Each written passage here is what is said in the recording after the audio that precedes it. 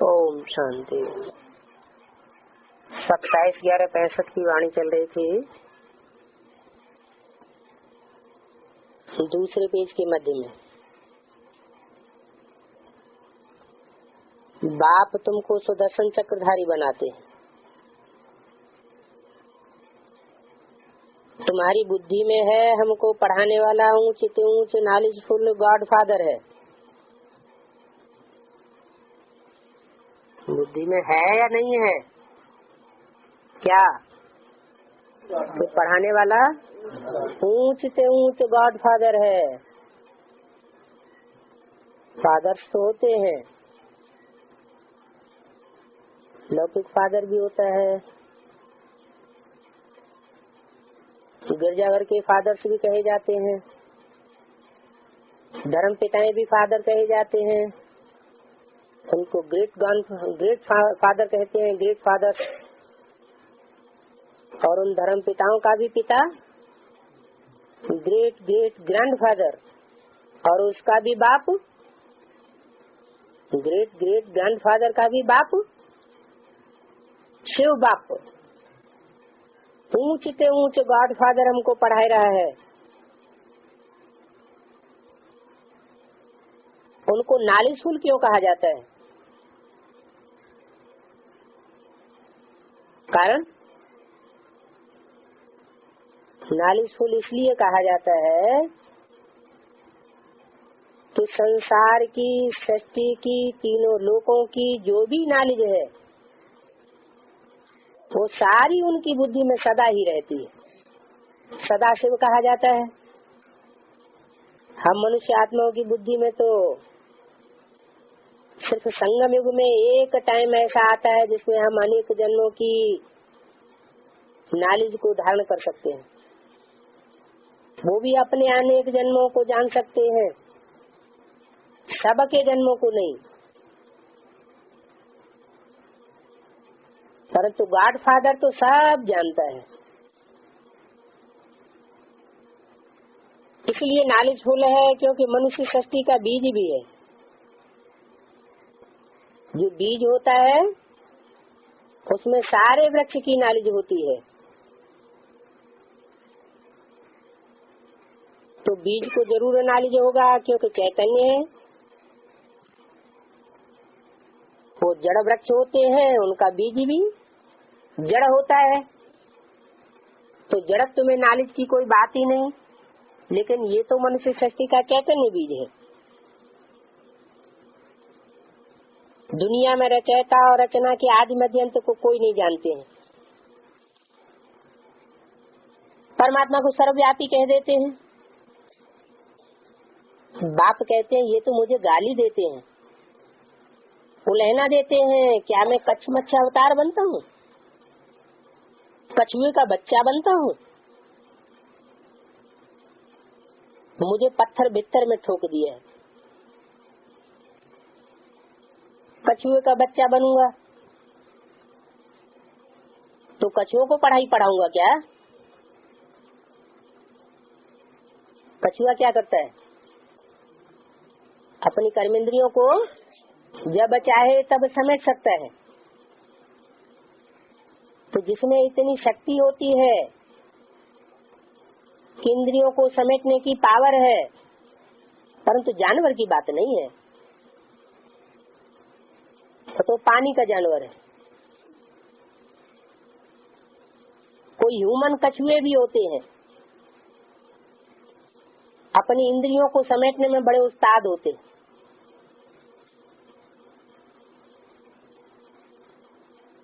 लेकिन ज्ञान जल का आधार लेकर के रहते हैं। रामकृष्ण अवतार की तरह धरणी का आधार लेकर नहीं रहते। धरणी कहा जाता है कन्या माताओं को, तो उनमें ज्ञान का अहंकार आ जाता है। भक्ति मार्ग में भी कहते हैं यत्र नार्यस्तु पूज्यन्ते रमन्ते तत्र देवता। नारियों की जहाँ पूजा होती है वहाँ देवताएं निवास करते हैं। नारियों का जहाँ असम्मान किया जाता है तो नरक बन जाता है। तो कच्छ ऐसे कच्छ जैसा स्वभाव संस्कार धारण करने वाली आत्माओं में प्रवेश नहीं करता हूँ। भले वो ज्ञान में कितने भी होशियार हो, क्योंकि वो धरणी रूपी कन्याओं माताओं को अधीन बना करके रखते हैं।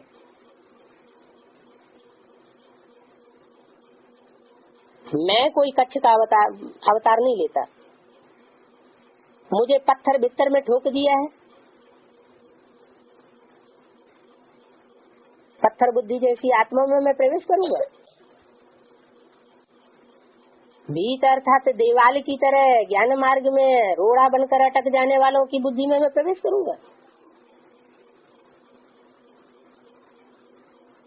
ये तो तुम मुझे गाली देते हो। मुझे तो तुम कहते हो पतित पावन, पतितों को पावन बनाने वाला है, तो जरूर मैं पतित दुनिया के अंत और पावन दुनिया की आदि में आऊंगा। ऐसे नहीं कि कृष्ण भगवान के रूप में द्वापर के अंत में आऊंगा और पापी कलयुग की स्थापना करूंगा। अभी संगम युग है, पतित दुनिया का अंत होने वाला है और पावन दुनिया की आदि होने वाली है, तो दोनों का संगम है। अब भारत को नर्क से स्वर्ग बनाने आया हूँ, इसलिए आया हूँ। मकसद क्या है आने का? नरक को स्वर्ग बनाने का मकसद है। तो जिसका लक्ष्य हो नरक को स्वर्ग बनाने का, वो अपना लक्ष्य पूरा किए बगैर कैसे चला जाएगा? तो दुनिया भी मनुष्य होते हैं कमजोर, जो कोई काम शुरू करते हैं और बीच में ही छोड़ देते हैं। भले पावरफुल आत्माएं भी होती हैं, लेकिन नरक को स्वर्ग कोई नहीं बना सका। ये परमात्मा बाप में ही ये सिद्ध है कि वो जब संगम युग में आता है तो एक निर्धारित समय के अंदर अपना कार्य पूरा करके जाता है। ऐसे नहीं कि और धर्म पिताओं की तरह थोड़ी बहुत मरम्मत करके सृष्टि की चला जाएगा। नहीं, वो पूरी सृष्टि को रिजुविनेट करता है, दुनिया की हर आत्मा को पति से पावन बनाता है।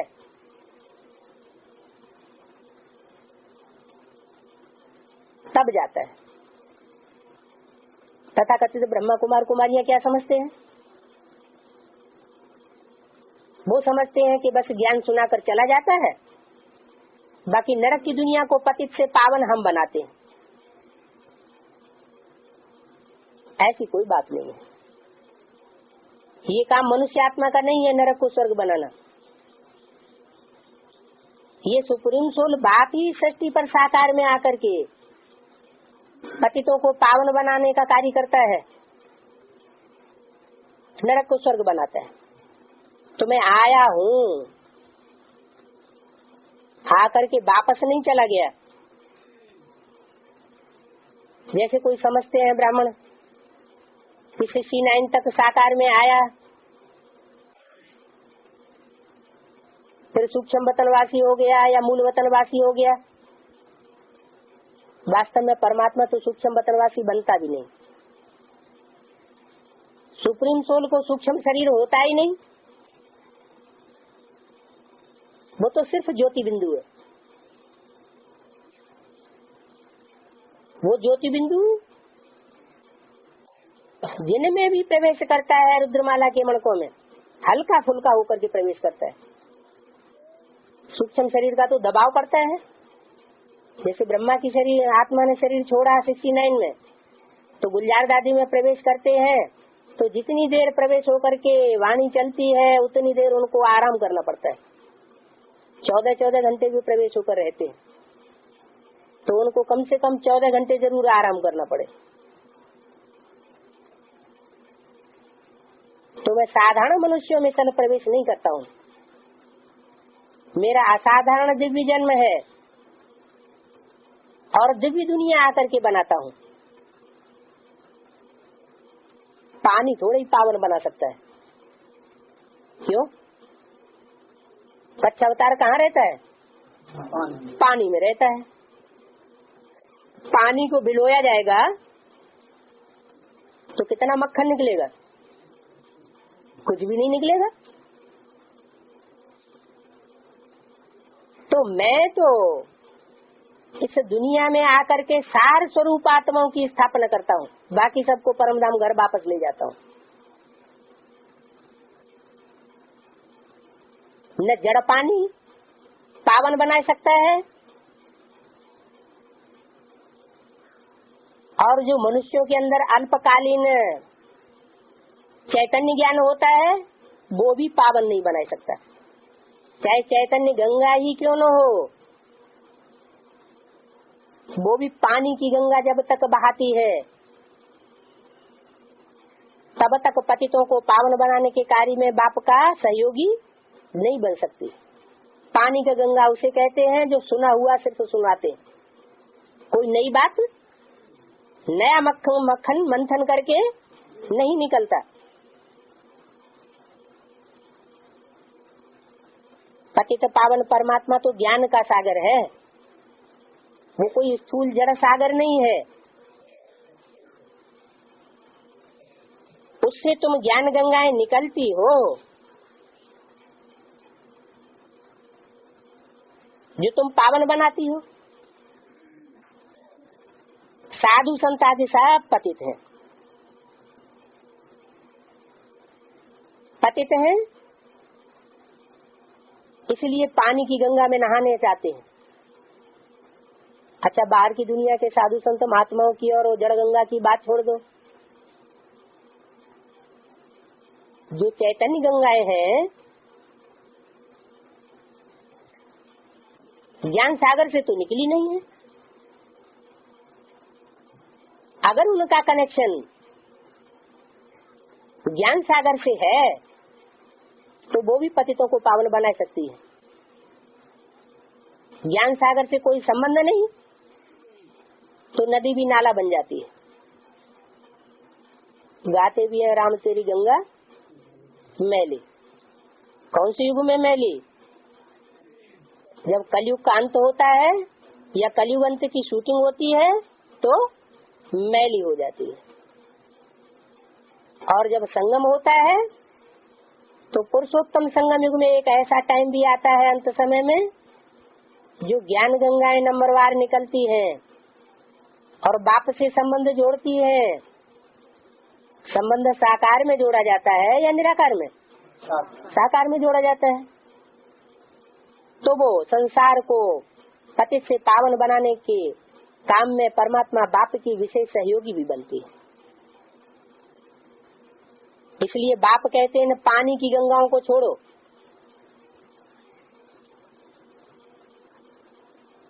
जिनके मंथन से कुछ भी नहीं निकलता। मैं जो सुनाता हूँ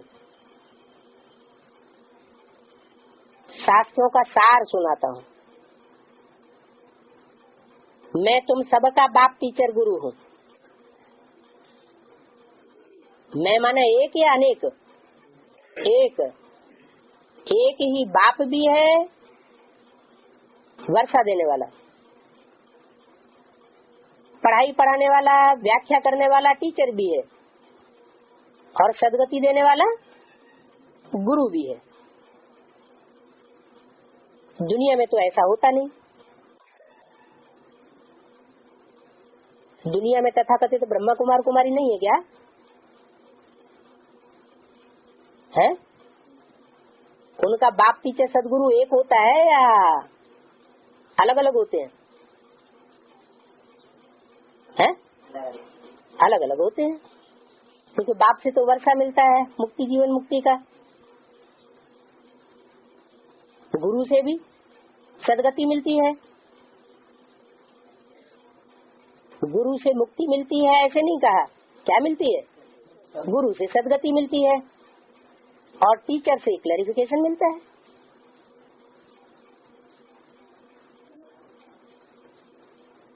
तो तुमको पति से पावन बनाने वाला हूँ मैं, भारत पावन था, फिर पतित किसने बनाया? एक ने पावन बनाया और अनेक मनुष्यों ने पतित बनाया। अभी पतित होने का टाइम है या पावन होने का टाइम है? समय का सदुपयोग न करे, समय का कोई दुरुपयोग कर दे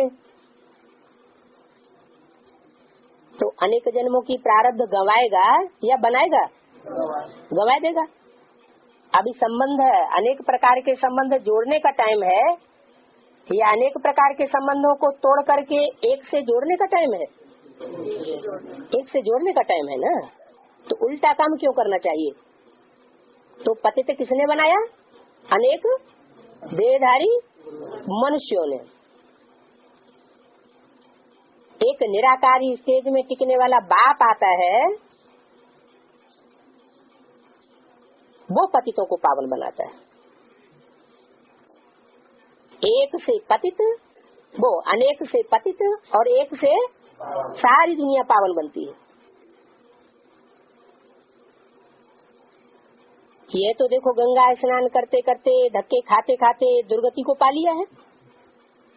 किसने?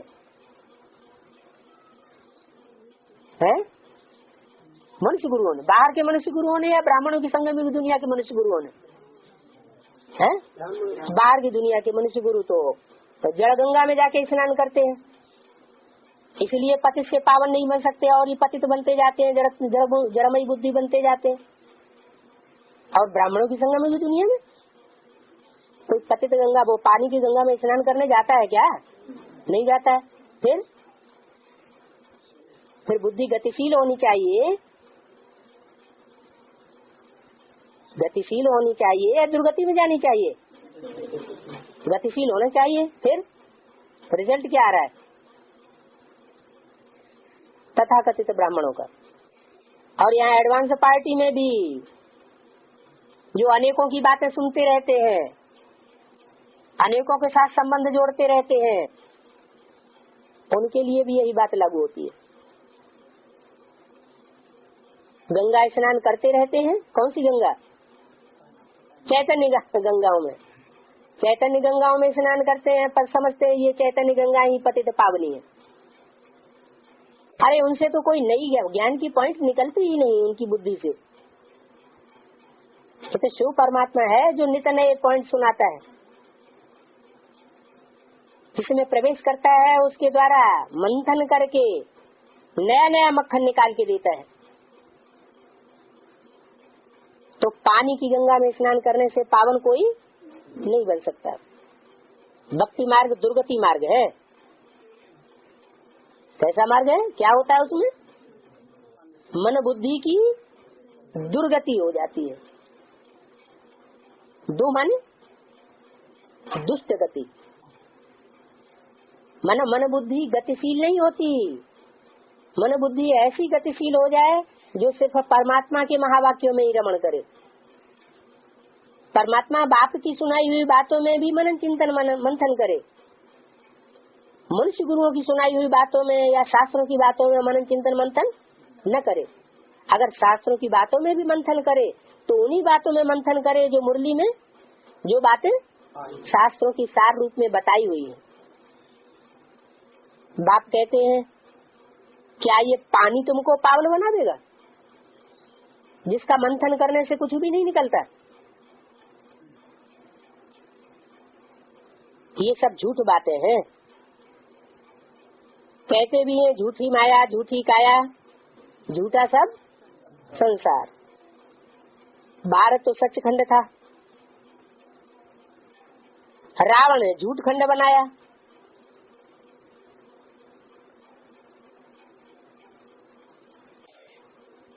फिर सचखंड बाप बनाते हैं। सन्यासी ये राजयोग सिखला ही नहीं सकते। क्यों? सन्यासी क्यों नहीं सिखला सकते हैं? गृहस्थ में रहने वाली माताएं सिखला सकती हैं, गृहस्थी युगल सिखला सकते हैं, लेकिन सन्यासी क्यों नहीं सिखला सकते? अरे हाँ, युगल तो प्रवृत्ति मार्ग के होते हैं, सन्यासी प्रवृत्ति मार्ग के नहीं होते, तो उनमें तो पवित्रता और ज्यादा होती है।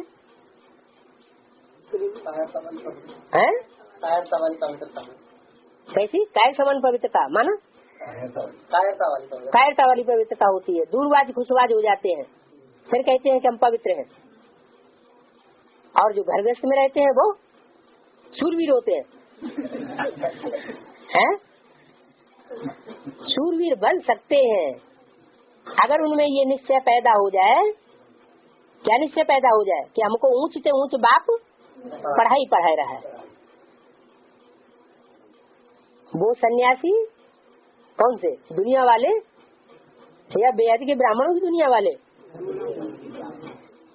बाहर की दुनिया तो हमारे लिए जैसे खलास हो गई, तो पूर्व जन्म हो गया। उस दुनिया से तो आप मुँह मर गई दुनिया, उससे तो पहले ही बेसिक में ही मर जाना चाहिए। अभी तो हम एडवांस में हैं। एडवांस में जो ब्रह्मा के द्वारा अब दुनिया रची गई है, हम उसमें जिंदा हैं। तो ब्राह्मणों की दुनिया में भी जो संन्यास वृत्ति धारण करने वाले हैं, उनसे पूछा जाए तुम्हारा कौन युगल है, तो कहेंगे बिंदी। अब बिंदी से कोई संबंध जोड़ा जाता है क्या? संबंध साकार में होता है या निराकार में होता है? साकार में होता है। तो वो तो सन्यासी है, मठ पंथ जमा करके बैठे हुए हैं, दूसरों से भीख मांग के अपना मठ बनाए लेते हैं, अपना घर-बार छोड़ देते हैं और दूसरों से भीख मांग करके मठ पंथ बनाए लेते हैं और चेलों से सेवा कराते रहते हैं। तुम तो अपने ही तन मन धन से अपने लिए राजाई स्थापन करते हो। सन्यासी के पास तो खुद का पैसा तो होता नहीं, तो किससे लेते हैं? गृहस्थियों से ही लेते हैं। अपना पेट भरने के लिए पोषण कहाँ से आता है? गृहस्थियों से आता है। तो जहाँ से पोषण आता है उनके यहाँ फिर आकर जाकर के उनको जन्म भी लेना पड़े। जो भी ब्रह्मा कुमार कुमारी है जो शरीर छोड़ रहे हैं, मठ पंथ बना के बैठे हुए थे, उनको कहाँ जाके जन्म लेना पड़े? एडवांस में कोई न कोई गृहस्थी के यहाँ जाकर के जन्म लेना पड़े। सूक्ष्म शरीर जैसे ही उनके पास पहुँचेगा, बीज रूप स्थिति बन जाएगी।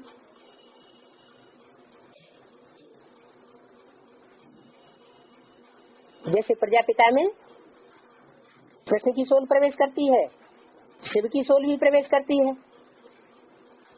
तो जिसमें प्रवेश करेगी वो प्रवृत्ति मार्ग का होगा या निवृत्ति मार्ग का होगा? जरूर प्रवृत्ति मार्ग का होगा। अगर निवृत्ति मार्ग वाला होगा तो उसमें प्रवेश हो न सके। तो वो है हठ योगी, निवृत्ति मार्ग वाले सन्यासी। क्या हठ पकड़ करके बैठे हैं, सच्चाई को मानने से इनकार कर रहे हैं। राजयोग तो परमपिता परमात्मा ही सिखलाते हैं। कोई मनुष्य मात्र राजयोग सिखला नहीं सकता। कृष्ण की आत्मा भी 82 जन्म भोग फिर अब राजयोग सीख रही है। कितने जन्म भोग? 82 जन्म। ये क्या कहा? 82 जन्म क्यों? 83 जन्म क्यों नहीं है? 82 जन्म भोग ये कब बोला है? जब जीवित थे 69 से पहले ही बोला ना, उस समय बोला 82 जन्म। अब उनका कौन सा जन्म है? उन्होंने जन्म लिया या नहीं लिया? नहीं लिया है। कहते देवताओं के पांव धरणी पर नहीं पड़ते, कहाँ पड़ते हैं? जो पवित्रता का पुरुषार्थ करने वाले सच्चे बच्चे होंगे उनमें ही आते हैं। तो वो आत्माएं प्रवेश तो करती है। जो कृष्ण के रूप में जन्म लेने वाली आत्माएं देव आत्माएं हैं, वो जन्म तो ले रही है लेकिन प्रवेश करके जन्म ले रही है। उनका शरीर का अपना चोला नहीं है। लेकिन फिर भी जैसे कहेंगे कृष्ण की आत्मा अभी पढ़ाई पढ़ रही है, तो अपने चोले से पढ़ रही है या दूसरे के चोले में प्रवेश करके पढ़ रही है? दूसरे के चोले में प्रवेश करके पढ़ाई पढ़ रही है। तो 42 जन्म उनके हुए, 83वां जन्म ये हुआ है, और 84वां जन्म जब जन्म लेंगे तो सतयुग में 84वां जन्म तो होगा, लेकिन त्रेता में उनका एक जन्म बढ़ेगा, वो गिना जाएगा। त्रेता में ऐसी आत्माओं के 13 जन्म होते हैं और सतयुग में 8 जन्म होते हैं। अभी कृष्ण की सोल राजयोग सीख रही है, कृष्ण का चित्र भी क्लियर है। श्याम सुंदर कृष्ण को कहते हैं। चित्र क्या क्लियर है? चित्र में क्लैरिटी किस बात की है? जो कृष्ण का चित्र बनाया उसमें क्या खासियत दिखाई? तीरी पर बेस्ट लिए हुए है, स्वर्ग का गोला है, और पांव से नरक को लात मार रहा है। तो जो तीरी है वो बुद्धि की यादगार है, बुद्ध रूपी हाथ। जैसे हाथ से कोई चीज कैच की जाती है, ऐसे बुद्धि से भी कोई बात कैच की जाती है। तो बुद्धि का मिसाल हाथ से दिया जाता है। तो कृष्ण के बुद्ध रूपी हाथ में स्वर्ग की सारी प्लानिंग समाई हुई है। तो जैसे तीरी पे बहस दिखाई गई है, इसलिए वो चित्र क्लियर है। संगमुखी कृष्ण की बात है या सतयुग में जन्म लेने वाले कृष्ण की बात है? संगमुखी कृष्ण अपनी बुद्ध रूपी हथेली पर नई दुनिया की सारी प्लानिंग लेकर के आ रहा है, और नरक की दुनिया को लात मार रहा है। कौन सी नरक की दुनिया? बाहर की 500 करोड़ की नरक की दुनिया को लात मार रहा है, या ब्राह्मणों की संगम की दुनिया जो तामसी होकर नारकीय बन चुकी है उसको लात मार रहा है? ब्राह्मणों की संगम की दुनिया को लात मार रहा है। जाओ गिरो जाके गड्ढे में। तो वो पूरे 84 जन्म नहीं लेना है तो जाओ। श्याम सुंदर कृष्ण को कहते हैं। कहते हैं का मतलब क्या हुआ? जो नाम रखा है वो काम भी तो किया होगा। हाँ, उसी एक शरीर से काला पार्ट बजाया होगा। काला किसे कहते हैं? कहते हैं काला बाजारी करता है? काली कमाई करता है, कहते हैं ना। तो काला मतलब काला नहीं कहते हैं, थोड़ा सम्मान देने के लिए श्याम कह देते हैं। हाँ, तो श्याम किसको कहा जाता है? श्याम का मतलब है सारी दुनिया की नजरों से छुपा करके कोई काम किया जाता है तो उसे क्या कहते हैं? काला पार्ट बजाने वाला। काली माई भी होती है ना, काली माई भी होती है तो काला देव भी होता होगा। दिलवाड़ा मंदिर में कोने की जो कोठरी है बड़ी वाली अंधेरी, उसमें काला देव बैठा हुआ है, और उसके बाजू में ही मम्मा का चित्र रखा हुआ है, जगदम्बा का महाकाली के रूप में। तो बताया कि श्याम सुंदर एक ही शरीर के दो नाम है। पहले श्याम पार्ट बजाया है और बाद में सुंदर पार्ट बजाया है। श्याम तब बना जब काम चिता पर बैठा। क्या दिखाते हैं कृष्ण को? 5 सर्पों के ऊपर डांस करते हुए दिखाते हैं। तो कहते हैं कि कृष्ण जब यमुना नदी में गिरा कूदा तो सर्प ने उसको डस लिया। अब वो तो काम विकार रूपी सर्प की बात है। सर्प का नशा जब चढ़ता है तो वो अपना काम तो जरूर करेगा, और वो भी साधारण सर्प नहीं दिखाते हैं। सर्प का नशा जब चढ़ता है तो वो अपना काम तो जरूर करेगा। और वो भी साधारण सर्प नहीं दिखाते हैं, सर्पों की तो अनेक जातियां हैं। 5 फनों वाला सर्प दिखाते हैं। महाविषयी सर्प ने डस लिया तो काम चिता पर बैठा तो काला हो गया, ज्ञान चिक्षा पर बैठ करके सुंदर बन जाता है। ज्ञान की चिता और काम की चिता। भारत गोल्डन एज था, अभी आयरन एज। फिर गोल्डन एज में कैसे जावे? बाप समझाते हैं तुमको पावन बनना है। अभी तुम पावन बने नहीं हो। कौन? कृष्ण की आत्मा पावन बन गई है कि बनना है? अगर कहें पावन बन गई है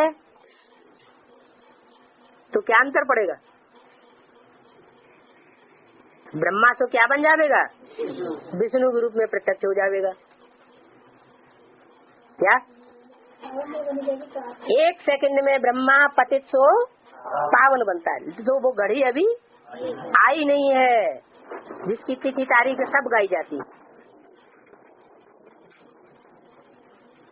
तो तुमको अभी पावन बनना है।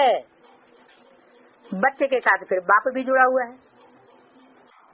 क्या बच्चा आग में जल रहा हो तो बाप पहले बच्चे को बचाएगा या खुद भाग जाएगा? पहले तो बच्चे को अगर सच्चा बाप होगा और सच्चा बच्चा होगा अपने बाप का, तो बाप का कर्तव्य है कि पहले अपने बच्चे को बचाए। उसके लिए भले खुद काम अग्नि में कूदना पड़े तो भी उसको बचाएगा जरूर। तो बाप कौन हुआ? जो सारी सृष्टि का बाप, वो पहले पत्ते का भी बाप हुआ। तो बाप समझाते हैं तुमको पावन बनना है। अभी तुम पावन बने नहीं हो। तुमको कह करके एक को किया, एक को कहा, या कम से कम 2 को कहा। कम से कम 2 आत्माओं को तुमको कहा जाता है, नहीं तो 13 कह के भी कहा जा सकता है।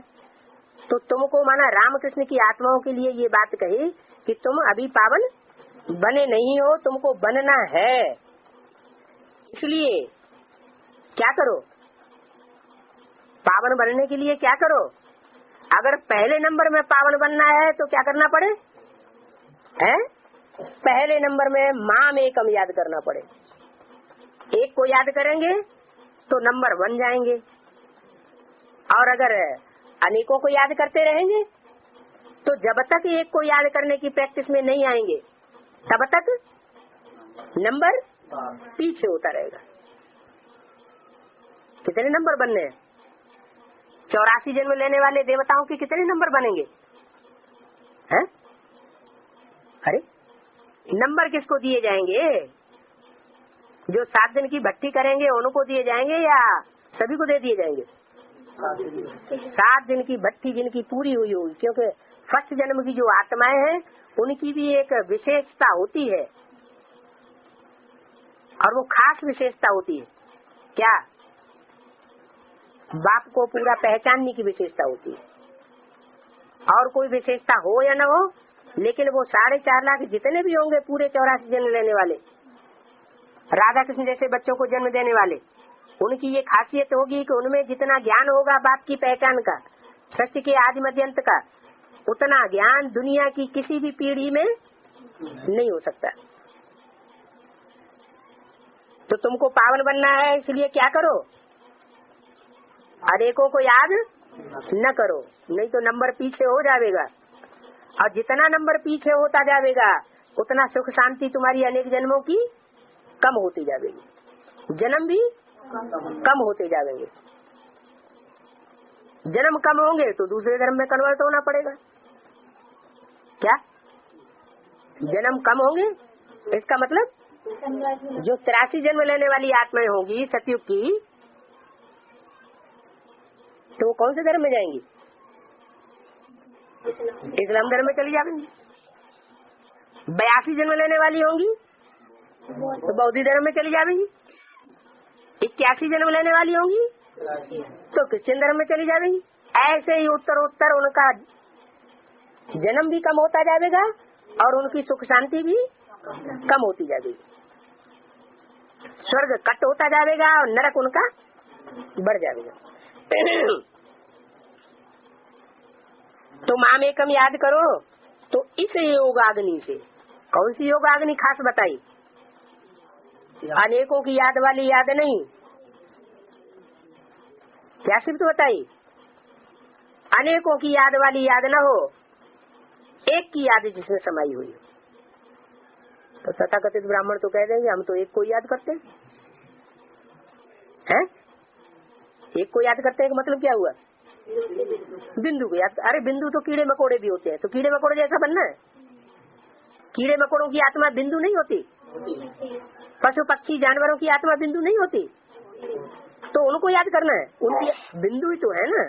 तो जैसे को याद करेंगे वैसे ही बनेंगे ना। इसलिए बताया कि बिंदु को याद करने की बात नहीं है। जब एक को याद करने की बात कही जाती है तो उस एक की पेक्युलरिटी होनी चाहिए। बिंदु में अलगाव कैसे करेंगे कि ये किसका बिंदु है? देवता का बिंदु है, फर्स्ट क्लास देवता का बिंदु है, या थर्ड क्लास देवता का बिंदु है, या जानवरों का बिंदु है, या कीड़े मकोड़ों का बिंदु है। एक कहा जाएगा तब जब एक शरीर जो मुकर्रर रथ है उसमें वो प्रवेश करे। तो उस मुकर्रर रथ में प्रवेश करने वाले स्वरूप को जो जो याद करेंगे तो वो पति से पावन जल्दी बनेंगे। और बीच बीच में अनेकों को याद करते रहेंगे या बेविचारी याद करेंगे तो यहाँ भी जीवन में विघ्न आते रहेंगे, दुख भोगते रहेंगे और 84 और 63 जन्मों का भी दुख बढ़ता जाएगा।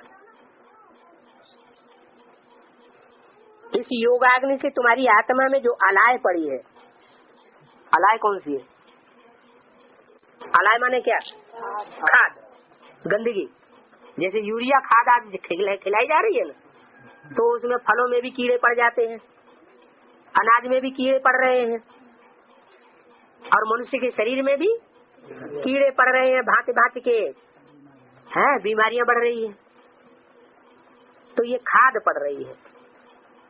आत्माओं में भी इसी तरह खाद पड़ती है संग के रंग की। और ये खाद सतयुग के आदि से ही पड़ना शुरू हो जाती है। क्या? जो 84 जन्म लेने वाली आत्मा है वो तो श्रेष्ठ है। उसके बाद जो आत्माएं उतरेंगी सेकंड नारायण के राज्य में, वो तो इस्लाम धर्म में कन्वर्ट होने वाली होंगी। उनके संग के रंग में जो आएंगे तो उनमें कौन सी खाद पड़ी? इस्लाम धर्म में कन्वर्ट होने वाली देवात्माओं की खाद पड़ गई। तो चौथाई कला कम हुई ना। इसी तरह हर जन्म में चाहे सतयुग हो चाहे त्रेता हो, वहाँ खाद कम पड़ती है और द्वापर युग में खाद जास्ती पड़ती है। क्योंकि स्वर्ग में आने वाले देवताएं तो वो सिर्फ सतयुग त्रेता में होते हैं 10 करोड़। बाकी जितने भी हैं वो तो सब तो दूसरे धर्म में आते हैं, दूसरे धर्म में जाकर के गिरते हैं। पक्के देवता होते ही नहीं। तो इस योगाग्नि से तुम्हारी आत्मा में अलाय जो पड़ी है वो निकल जाएगी। इस्लाम धर्म वाले भी जाते नहीं तो कन्वर्सन कैसे होता है? फिर द्वापर युग से कन्वर्सन कैसे होगा? प्रवेश करेंगे ना। अरे ऊपर से आने वाला इब्राहिम जो इस्लाम धर्म का फाउंडर है वो किसी में प्रवेश करेगा? अरे किसी में प्रवेश करेगा कि नहीं? संगम में है? हाँ, आधार मूर्त ब्राह्मणों में प्रवेश करेगा ना। तो जो आधार मूर्त ब्राह्मण होंगे वो किस धर्म के होंगे? अरे सेकंड नारायण किस धर्म का होगा? इस्लाम धर्म में कन्वर्ट होने वाला नहीं होगा। देवता तो कहा जाता है 84 जन्म लेने वाले को। देवता 16 कला संपूर्ण होते हैं या 14 कला? 16 कला संपूर्ण बने सो देवता। और जो कम कलाओं वाले बनेंगे वो दूसरे धर्म में कन्वर्ट होते रहेंगे। छत्री तो बनेंगे तो त्रेता की बात हो गई। हम तो सतयुग की ही बात कर रहे हैं। सतयुग में भी जो कम कलाओं वाली आत्माएं होंगी जिनकी चौथाई कला कम हो जाएगी उनको भी इस्लाम धर्म में कन्वर्ट होना पड़े, द्वापर में आकर के कन्वर्ट हो जाएंगे। तो इस योगाग्नि से तुम्हारी आत्मा में जो अलाय पड़ी है वो निकल जाएगी। किसी योगाग्नि से? एक की याद से। इस योगाग्नि से ही तुम पावन बनेंगे और कोई उपाय नहीं है। इसलिए टाइम वेस्ट नहीं करना चाहिए। बाकी पानी के स्नान व यज्ञ तप दान पुण्य आदि करने से तुम पति से पावन नहीं बनेंगे। जो भी मनुष्य गुरु सुनाते हैं वो सब सुना हुआ पढ़ा हुआ सुनाते हैं या कुछ नई बात सुनाते हैं? पढ़ा हुआ सुना हुआ सुनाते हैं। बाप जो आते हैं वो तो नई बात सुनाते हैं और प्रजापिता में आकर के प्रजापिता के द्वारा सुनाते हैं तो भी मनन चिंतन मंथन का सुनाते हैं जिससे मक्खन निकलता है। तो बाप तो तुमको पावरफुल चीज देते हैं। बाकी कोई कहे कि हम यज्ञ करते हैं, यज्ञ में क्या करते हैं? आहुति डालते हैं, हैं? स्वाहा। क्या करते हैं? स्व माने आत्मा, हैं? अपन को, आत्मा को अपन को पूरा यज्ञ में क्या करते हैं? अर्पण कर देते हैं। तो क्या हुआ? स्वाहा। कोई अर्पण जल्दी नहीं होते हैं क्या? ऐसे नहीं कि कागज के पत्र पर लिख दिया तो कोई अर्पण हो जाता है। अर्पण माना मन बुद्धि रूपी जो आत्मा है वो भी अर्पित हो जाए, उसको कहते हैं सरेंडर। अंग्रेजी में क्या कहते हैं? सर क्या हो जाए? अंदर में हो जाए। किसके अंदर हो जाए? एक शिव बाबा के अंदर में। जैसे शिव बाबा तुम्हारी बुद्धि को चलाए वैसे चलो, तो सरेंडर हुआ, समर्पण हुआ। लेकिन ऐसे चलाता है कोई है कि अपनी मनमत या मनुष्यों की मत पर चल पड़ते हैं? चल पड़ते हैं ना। अगर पूरा ही श्रीमत पर चले तो बेड़ा पार हो जाए। तो बोला भक्ति के बाद फिर भक्तों को सुख देने भगवान को आना पड़ता है। कब आना पड़ता है? भक्ति के बाद आना पड़ता है। माने जिनकी भक्ति के संस्कार जब तक पूरे नहीं हो रहे हैं तब तक उनको निश्चय अनिश्चय उनकी बुद्धि में आता रहेगा। अभी आएगा, हाँ भगवान आया हुआ है मुक्तन में, अभी अभी विरोधी संकल्प आ जाएंगे, नहीं आया हुआ, आया हुआ नहीं आया हुआ। तो निश्चय अनिश्चय बुद्धि का ये जन्म मरण का चक्र चलता रहेगा। अगर भक्ति पूरी हुई तो भगवान को कंपलसरी आना पड़े। अब आए हैं वर्षा देने, आते हैं तो किस लिए आते हैं? बच्चों को मुक्ति, जीवन मुक्ति, गति सदगति का वर्षा देने के लिए। पहले गति या सदगति है? पहले गति का वर्षा देते हैं। गति भी कहाँ से शुरू होती है? शरीर की पहले गति कर देते हैं या पहले आत्मा की गति हो? आत्मा की गति कैसे होती है? फुर्र से उड़ती है क्या? है? है? हाँ, शरीर को भूल जाए। गति का मतलब जब आत्मा शरीर भूले, देह को भूले, तो मनन चिंतन मंथन की पहली सीढ़ी चढ़े। मनन चिंतन मंथन में जब तक आत्मा नहीं उतरती है तब तक उसकी गति की शुरुआत भी नहीं हो। सदगति की तो बात बाद में, पहले होती है मन बुद्धि की गति, गतिशील हो जाए। मनुष्य है तो मनुष्य वही तो है जो मनन चिंतन मंथन करे। कोई काम करने से पहले मनन चिंतन मंथन ही न करे। या आत्मा किसी के वशुभूत ऐसी हो जाए कि कह दे के जो दीदी दादी दादी दादा बताएंगे वैसे हम करेंगे, तो अपनी बुद्धि नहीं चल रही है ना। तो इसका मतलब ये हुआ कि मन बुद्धि भी वशीभूत हो गई। तो ऐसे नहीं, मन बुद्धि जो है स्वयं चिंतनशील हो जाए, मनन चिंतन मंथन करने में पूरी स्वतंत्र हो जाए। तो बाप आए हैं गति का वर्षा देने, सदगति का वर्षा देने। सदगति क्या होती है? गति तो होती है मन बुद्धि जो है गतिशील हो जाए। इतनी गतिशील हो कि अपने अनेक जन्मों की हिस्ट्री पता चल जाए कि हमने कैसे कैसे जन्म लिए हैं 84 के चक्र में, और कैसे कैसे अभी भविष्य में अगले कल्प में हमको जन्म लेने। तो एक तो गति का वर्षा हुआ, और दूसरा सदगति। वो तब होती है जब मनन चिंतन मंथन की प्रक्रिया पूरी हो जाए। क्या मनन चिंतन मंथन जब पूरा हो जाएगा, निश्चयात्मक बुद्धि से पक्का हो जाएगा कि मेरा ये पार्ट है, दुनिया में अमुक नंबर है माला के मणकों में, तो वो आत्मा निश्चिंतता की स्टेज पर आ जाती है। ऐसी जो निश्चिंतता की स्टेज पर आने वाली आत्मा है, वो फिर बीज रूपी स्टेज में, निसंकल्पी स्टेज में जल्दी जल्दी टिकती है। तो निसंकल्प होंगे तो बीज रूपी स्टेज बनेगी। बीज रूपी स्टेज जब बन जाएगी तो सत्य गति भी हो जाएगी। माना वो परिपक्व बीज इस सृष्टि पर सुख भोगने के लिए तैयार हो जाएगा। तो ये क्रम है। जो जितनी जल्दी अपनी पुरुषार्थ को पूरा कर लेगा, आकारी बनना माना मनन चिंतन मंथनशील बनना, और फिर निराकारी बनना माना निसंकल्पी बनना, तो इस स्टेज को जो पूरा करेगा, जितनी जल्दी पूरा करेगा उतना नंबर माला में आगे हो जाएगा। तुम बच्चे यहाँ 21 पीढ़ी बाप से वर्षा लेने आए हो। क्या 21 पीढ़ी का वर्षा लेने आए हो? कौन कौन लेने आए हैं? तुम बच्चे। माना जो तुम किससे कहा जाता है? तो सम्मुख होते हैं उनसे तुम कहा जाता है। जो सन्मुख नहीं है उनसे तुम नहीं कहा जाता है। माना जो सन्मुख नहीं है वो 21 जन्म का वर्षा लेने के लिए पढ़ाई नहीं पढ़ते हैं। जो सन्मुख बैठ करके पढ़ाई पढ़ते हैं, यहाँ से लेकर के और माउंट आबू तक, या विनाश के पीरियड में भी जो हुजूम के हुजूम जाएंगे, क्या बताया कि आबू रोड से लेकर कहाँ तक क्यों लगेगी? माउंट आबू तक क्यों लगी ही रहेगी। वो क्यों आने और जाने वालों की खत्म होगी नहीं। तो वो 4.5 लाख ऐसी आत्माएं हैं जो 84 जन्म का पूरा वर्षा लेती है, भले प्रजा वर्ग में जाए। उनकी कहेंगे सदगति, और बाकी कुछ न कुछ दुर्गति में चले जाते हैं।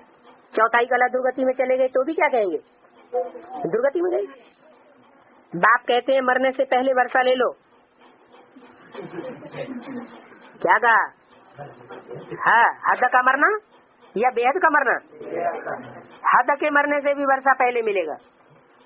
क्या जो भी आत्माएं परम धाम जाएंगी वो हद के मौत भी मरेंगी बहुत सी, लेकिन कुछ विशेष पुरुषार्थी 4.5 लाख ऐसे होंगे जो बेहद की मौत मरेंगे।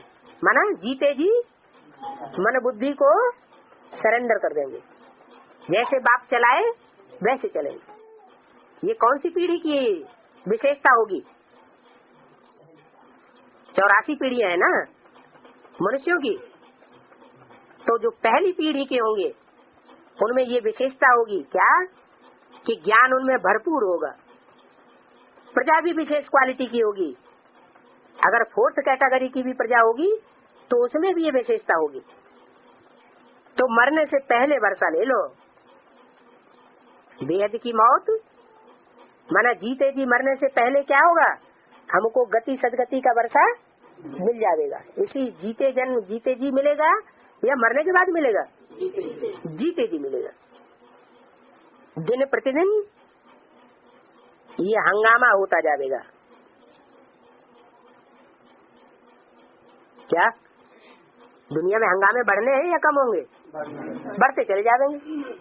तो हंगामे बढ़ते चले जाएंगे और मन बुद्धि स्थिर होती चली जाएगी। किनकी? 84 जन्म लेने वाले बच्चों। और जिनको 84 जन्म लेने नहीं होंगे उनकी मन बुद्धि और ही ज्यादा चलायमान होती जाएगी। तो मरने से पहले वर्षा ले लो, हंगामा तो बढ़ना ही है।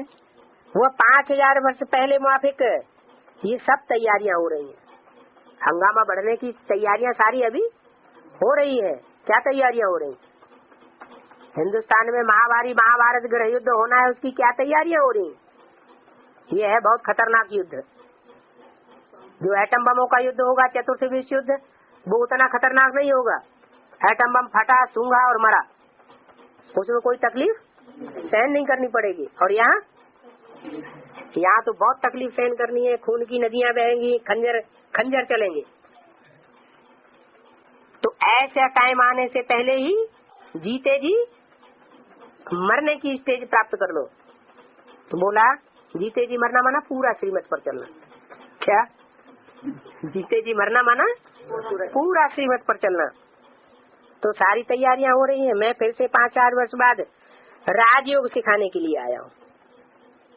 आया किस लिए हूँ? राजयोग सिखाने आया हूँ। तो सीख लिया है या अभी सीखना है और बाकी है? अभी बाकी है। अच्छा, जब तक जीना है तब तक वो तो ज्ञान जल पीना है। ज्ञान जल पीने को चलो वो भी सुनना और दूसरों को सुनाना वो भी पुरुषार्थ है, लेकिन वो भक्ति मार्ग का पुरुषार्थ है। क्या भले ज्ञान सुन भी लिया और दूसरों को सुना भी दिया, वो हुआ भक्ति मार्ग। ज्ञान मार्ग में क्या है? जो भी ज्ञान सुना वो धारण करना और दूसरी आत्माओं को आप समान कम से कम बनाना तो है बाप समान भी, लेकिन वो तो बहुत ऊंचा पुरुषार्थ। पहले तो हम खुद बाप समान बने, फिर दूसरों को बाप समान बनाए। माया पर जीते जीत है और माया ते हारे हार। क्या माया पर अगर विजय प्राप्त कर ली, काम क्रोध लोभ मोह अहंकार के ऊपर विजय प्राप्त कर ली, तो समझ लो जीत हो गई। और अगर इनसे हार होती रहती है तो समझ लो अभी हम हारे हुए योद्धा हैं, अभी भी हम जीते हुए योद्धा नहीं। तुम ही तो पूज्य थे, आप पुजारी बने हो। किसके पुजारी बने हो? हैं? माया रावण से ही भक्ति आती है ना। तो जिससे भक्ति आती है, हम पूजा भी उसी कर रहे हैं। कहते हैं ना, मैं गुलाम तेरा। किसका गुलाम है? माया का गुलाम। अभी तुम पुजारी बने हो। जब तक भक्ति मार्ग के संस्कार है तो पुजारी है। पूज्य देवता बाप ने बनाया, फिर रावण ने तुमको पुजारी और दैत्य बना दिया। तो पुजारियों को क्या बता दिया? दैत्य। जो देहधारी गुरुओं को पूजते रहते हैं, देह की मूर्तियों को पूजते रहते हैं, वो सब क्या हुए? दैत्य हो गए। ये शक्ति चक्र का खेल है। कभी देवता बनते हो, कभी दैत्य बन जाते हो। जैसे उस गवर्नमेंट को कोर्ट ऑफ आर्म्स है, वैसे पांडव गवर्नमेंट की भी कोर्ट ऑफ आर्म है। क्या है उस गवर्नमेंट की कोर्ट ऑफ आर्म? क्या है? नोटों पर भी छपी रहती है, स्टाम्प पर भी 10, 20, 100 रुपए, 100, 200, 1000 रुपए के स्टाम्प पेपर आते हैं ना, उनमें भी वो छपी रहती है। 3 शेरों की जो चित्र है वो है कोर्ट ऑफ आर्म्स उस गवर्नमेंट का। क्या उन्होंने तो क्या दिखा दिया? उनमें 3 शेर दिखा दिए हैं। वास्तव में 3 मूर्ति देवताएं की बात है। कौन? ब्रह्मा, विष्णु और शंकर। ये 3 देवताएं जो हैं वो वास्तव में संगम युग में संसार रूपी जो जंगल है कांटों का, उसमें ज्ञान की दहाड़ मारने वाले हैं। जब जंगल में शेर की दहाड़ होती है कैसे बोलता है? सुनी नहीं होगी तो क्या पता होगा? है नहीं मालूम? शेर बोलता तो इतनी गरज से सारा जंगल और सारे जानवर चौकन्ने हो जाते हैं, भागो यहाँ से। तो ज्ञान सुनने के लिए मनुष्यों को भागना पड़े, भागे भागे फिरेंगे, लेकिन उस समय तो हंगामा ज्यादा बढ़ जाएगा। तो ज्यादा हंगामा जब बढ़ जाएगा तो ज्ञान सुनना भी मुश्किल हो जाएगा। तो बाप कहते हैं ये सृष्टि चक्र का खेल है। कोर्ट ऑफ आर्म्स तुम्हारी है चैतन्य त्रिमूर्ति, तुम्हारी मूर्तियाँ 3 चैतन्य मूर्तियाँ हैं और वो कोई जानवरों की मूर्तियाँ नहीं है। क्या? वो ह्यूमन मूर्तियाँ हैं। 3 मानवीय मूर्तियाँ हैं, कोई ब्राह्मण है 3 जिनकी ये मूर्तियाँ हैं। वैसे पांडव गवर्नमेंट की ये कोर्ट ऑफ आर्म्स है। हमारा झंडा भी कौन सा होना चाहिए? त्रिमूर्ति का झंडा होना चाहिए। उन्होंने कौन सा बना दिया?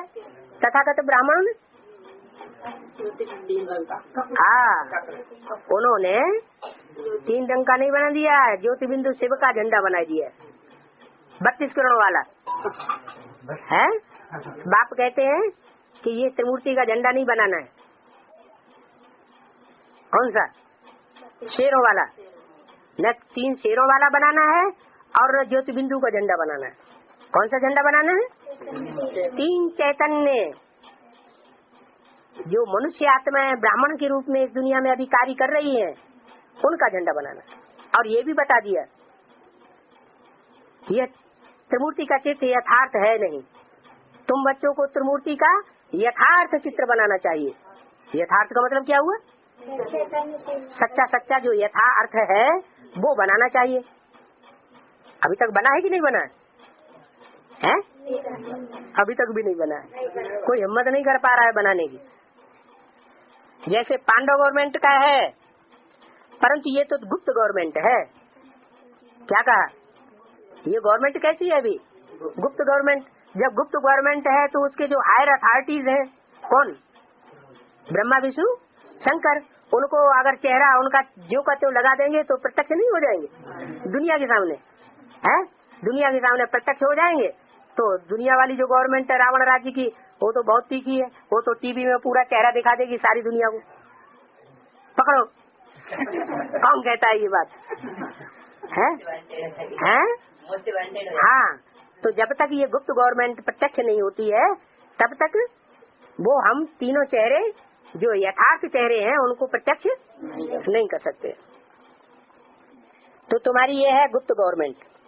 तो गुप्त गवर्नमेंट का जो कोर्स ऑफ आर्म्स है वो भी थोड़ा गुप्त रखना पड़े, तब तक हम फीचर्स दे नहीं सकते। माने जो चेहरे हैं वो ज्यों के त्यों चेहरे हम दे नहीं सकते।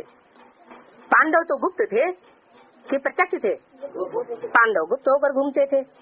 पांडव ने सबसे जास्ती गुप्तवास कहाँ किया? काम्पिली नगर में कहते हैं पांडवों ने लंबे समय तक गुप्तवास किया। क्यों? बैरजिया में नहीं किया होगा? है? किया तो होगा, लेकिन जो लंबे समय की बात है वो संपन्नता बाद हमेशा गिनी जाती है। तो गुप्त थे पांडव। लड़ाई आदि की कोई बात नहीं है। जो कौरव पांडवों की लड़ाई दिखा दी है वो लड़ाई की बात नहीं है। कोई हिंसक युद्ध नहीं हुआ है, ये तो ज्ञान का युद्ध हुआ है। अच्छा, ओम शांति।